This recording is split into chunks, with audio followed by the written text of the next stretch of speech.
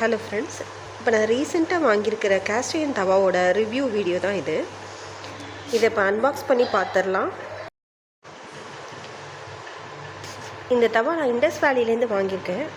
இந்த பாக்ஸில் இண்டஸ் வேலி தவா ஒன்றும், மேனுவல் புக்கு ஒன்றும், மற்ற ப்ராடக்ட்ஸ் என்னென்ன இருக்குதுன்னு ஒரு ஸ்லிப்பும் வச்சுருக்காங்க. இதோட ஒரு கரண்டியும் கொடுத்துருக்காங்க. தோசை திருப்புற கரண்டி ஒன்று இருக்குது.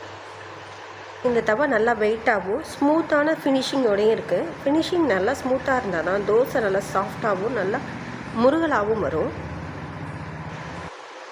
ஒரு பல்லாரி எடுத்து பொடியாக நறுக்கி அதை இந்த சீசனிங்காக யூஸ் பண்ண போகிறேன். கேஸ்ட் அயர்ன் ப்ராடக்ட்ஸ் எப்போ நம்ம வாங்கினாலும் சீசனிங் பண்ணி தான் யூஸ் பண்ணணும். மோஸ்ட்லி எல்லா ப்ராடக்ட்ஸும் சீசனிங் பண்ணி தான் வருது. இருந்தாலும் நம்மளும் ஒரு தடவை சீசன் பண்ணிக்கிட்டால் தான் நல்லா அந்த பிளாக் கலர்லாம் எதுவும் ஒட்டாமல் சாப்பாட்டில் ஒட்டாமல் இருக்கும். அதுக்காக நான் இன்றைக்கி சீசனிங் பண்ண போகிறேன். எப்படி பண்ணுறதுன்னு பார்ப்போம். இந்த கேஸ்ட் அயர்ன் தவாவை ஃபஸ்ட்டு சோப்பு யூஸ் பண்ணி, மைல்டான சோப்பு யூஸ் பண்ணி 2 தடவை வாஷ் பண்ணியிருக்கேன். வாஷ் பண்ணிவிட்டு கேஸில் வச்சு நல்லா ஹீட் பண்ணிவிட்டு கொஞ்சம் எண்ணெயை ஸ்ப்ரெட் பண்ணி அதை ஒரு டிஷ்யூ வச்சு அதை எல்லா பாகங்களையும் படுற மாதிரி நல்லா தேய்ச்சி விட்டுருக்கேன்.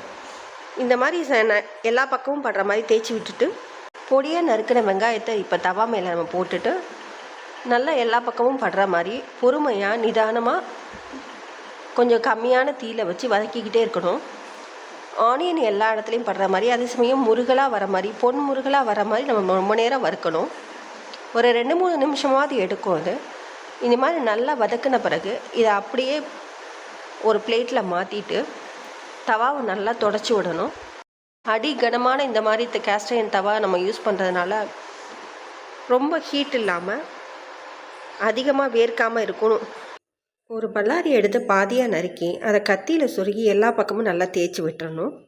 தொடச்சி விட்டுட்டு மேலே மறுபடியும் கொஞ்சம் ஆயில் ஸ்ப்ரெட் பண்ணி தேய்ச்சிட்டு இப்போ நான் ஃபஸ்ட்டு தோசை ஊற்ற போகிறேன். எடுத்தோடனே ரொம்ப முருகலாக ஊற்ற வேணாம் அப்படின்னு சொல்லிட்டு ஃபஸ்ட்டு ஊத்தப்பம் மாதிரி ஊற்றிருக்கேன். இப்போ இது எப்படி வருதுன்னு பார்த்துட்டு அடுத்த தோசை நார்மலாக ஊற்றலான் இருக்கேன். என் பாட்டி அப்போ இரும்பு பாத்திரத்தில் சமைக்கிறத பார்த்துட்டு இவ்வளோ கருப்பாக இருக்கேன்னு நான் சின்ன பிள்ளையில் நினச்சிருக்கேன். இந்த பாத்திரமெல்லாம் இவ்வளோ கருப்பாக இருக்கேன்னு. ஆனால் இப்போ அதோட அருமை இப்போ தான் தெரியுது எனக்கு. எங்கள் மாமியார் கூட கேஸ்ட் அயர்னில் ஒரு பெரிய எண்ணெய் சட்டி வச்சுருந்தாங்க. நான் கல்யாண புதுசுலேயே பார்த்துருக்கேன். அது அதுக்கப்புறம் கொஞ்சம் யூஸ் இல்லாமல் போனதுனால துரு பிடிச்சி வீணாகவும் போயிடுச்சு. இப்போ இவ்வளோ நாளைக்கு அப்புறம் அதை பற்றி யோசிச்சு பார்க்குறேன் நான். கேஸ்ட் அயர்னுங்கிறது எவ்வளோ நல்ல ஒரு ப்ராடக்ட் அப்படின்னு. நான்ஸ்டிக் பாத்திரங்கள் யூஸ் பண்ணுறது எவ்வளோ தூரம் நம்ம ஹெல்த்துக்கு கேடானது அப்படிங்கிறது நிறைய இப்போ எல்லாருமே ரியலைஸ் பண்ணுறாங்க.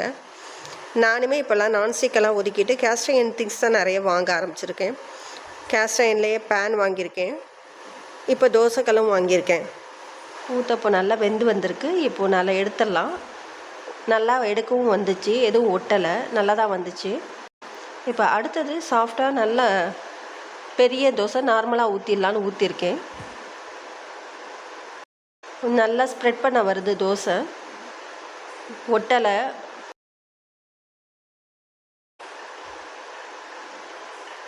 தோசையும் ஊற்றியாச்சு, மேலே ஆயிலெலாம் ஸ்ப்ரெட் பண்ணியாச்சு. நல்லா ஓரங்கள்லாம் இப்போ செவந்து வர ஆரம்பிச்சிருச்சு. இப்போ இந்த தோசையை திருப்பி போடலாம். சூப்பராக வந்திருக்கு தோசை. நீங்களே பார்த்தீங்களா எவ்வளோ நல்லா வந்திருக்குன்னு. இந்த இண்டஸ் வேலி தவா பர்ச்சேஸ் பண்ணது எனக்கு ரொம்ப சந்தோஷமாகவும் ரொம்ப திருப்தியாகவும் இருந்துச்சு. வீடியோ உங்களுக்கு பிடிக்கும்னு நினைக்கிறேன். கேஸ்ட் அயர்ன் தவா யூஸ் பண்ணுறதும் சீசனிங் பற்றியோ உங்களுக்கு எதுவும் டவுட்ஸ் இருந்தாலும் கமெண்ட்டில் கேளுங்கள். தேங்க்யூ.